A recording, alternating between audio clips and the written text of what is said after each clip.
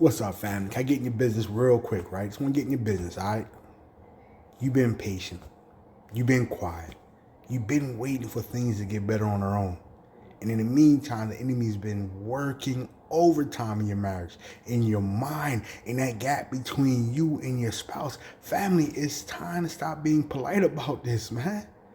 Like, man, listen, if you're dealing with betrayal, right? After you deal with that type of devastation, the enemy doesn't just back off. He doesn't just go away. He doubles down. He floods your mind with replays. He amplifies every doubt. He whispers you're a fool for staying. Or he tells you they'll do it again. Or like this marriage is already dead. And if you've been sitting there trying to be reasonable with those type of thoughts, trying to logic your way through that spiritual warfare, man, that's crazy.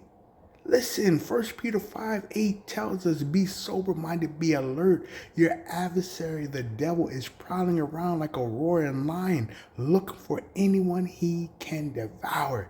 Family, ain't no negotiating with a lion.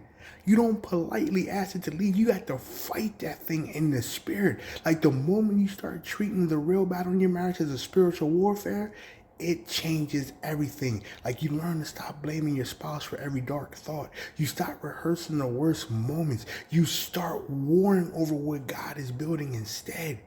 Your marriage is not a hopeless situation. It is a contested territory, and the enemy is terrified of couples who figure that out.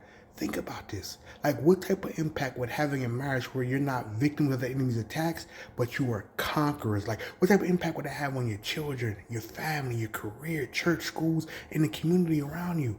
A marriage where every lie is exposed, every stronghold is breaking, where the enemy looks at your covenant and has to back off because he knows who territory this is and what weapons of warfare you're fighting with. Here's what you can do tonight to take the steps to get there, family.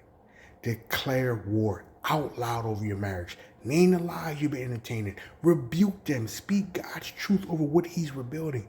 It doesn't have to be pretty. It just has to be real. Let's go to war for your covenant. Let's go to war for your marriage, for your family. Because a healthy and thriving marriage will shake the foundations of hell. Okay? Let's get it. Hell is losing another marriage today, and it's probably going to be yours.